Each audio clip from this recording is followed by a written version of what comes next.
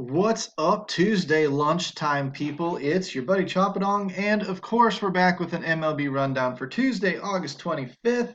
I am your host, I am your friend, I am the guy who gives away too much for free. That said, let's dive into the rundown after you head down to the comments section. I didn't put the stuff in there yesterday. I'll try to remember to do it today. DFSarmy.com, coupon code CHOP, C-H-O-P, get you that 20% off discount. And get in here every single sport from, hockey to basketball to baseball to football to whatever. All one price, just the one price. I focus on baseball. I'll start shifting into some football and stuff like that down the road, and we'll kind of get a little bit more content cranked up. If you guys keep liking and subscribing to these videos, I'll gladly walk you through simple processes.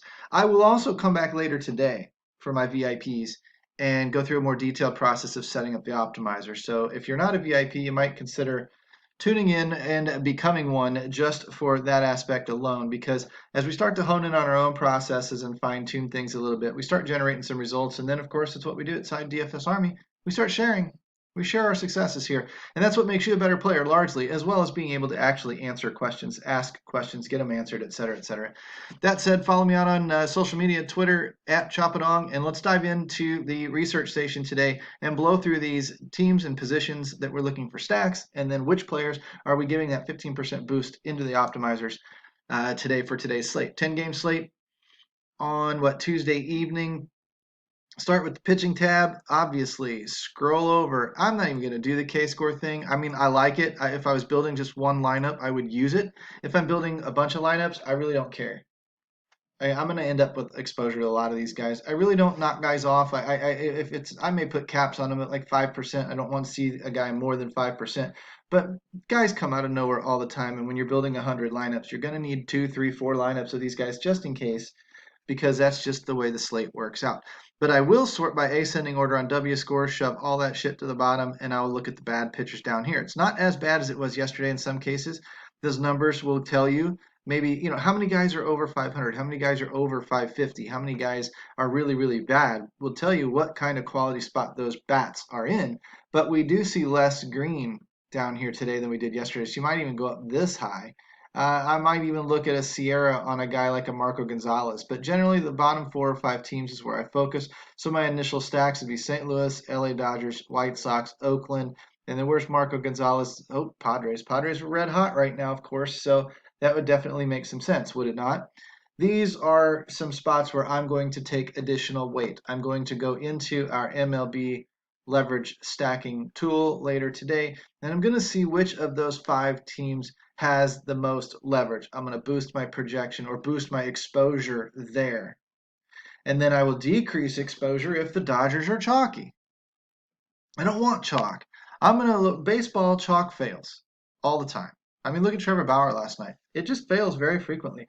So I'm going to take advantage of that situation and take advantage and exploit all of the mucktards out there in the world that just play the obvious plays. I used to be one of them.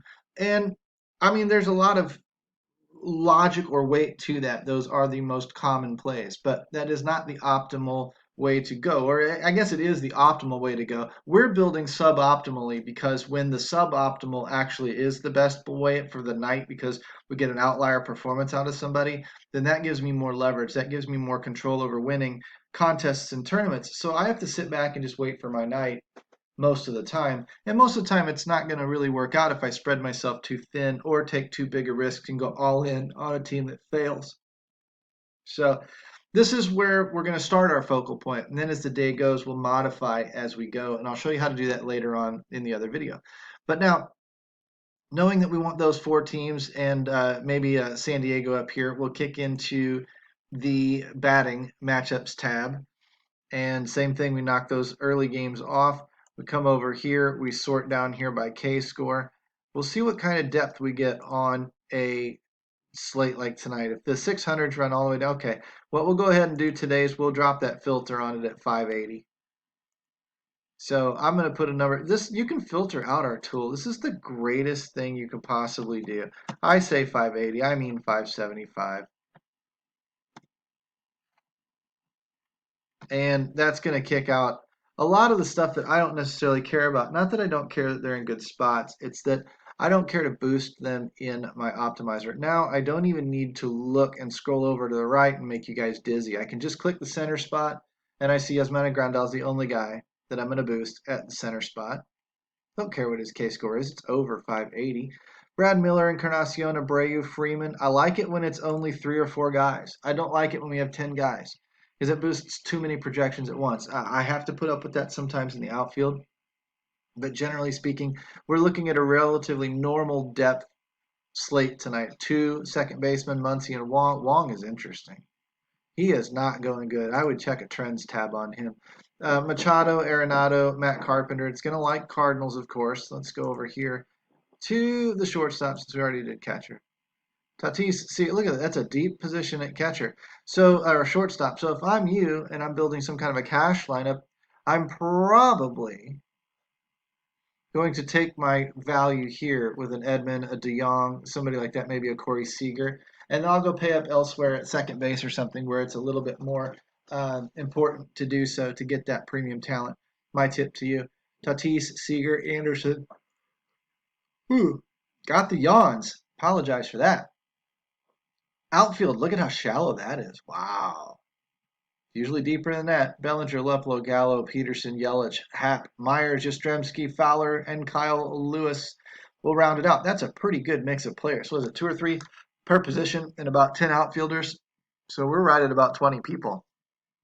For a 10-game slate, that's a little bit too few. So I'll dive into the trends tool and see if I can't boost some of these guys up the way I'll save BVP for you to do out on your own. The main thing I would do is I'm sorting by L7 WOBA by descending order because I want the hot guys, right?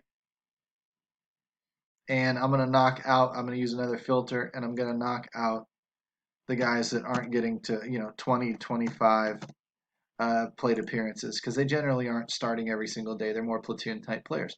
So now that I've got that figured out, who are the dudes that are running hot? Abreu, Voit, Nemo, Machado. Nemo, 653 over the last 7 days.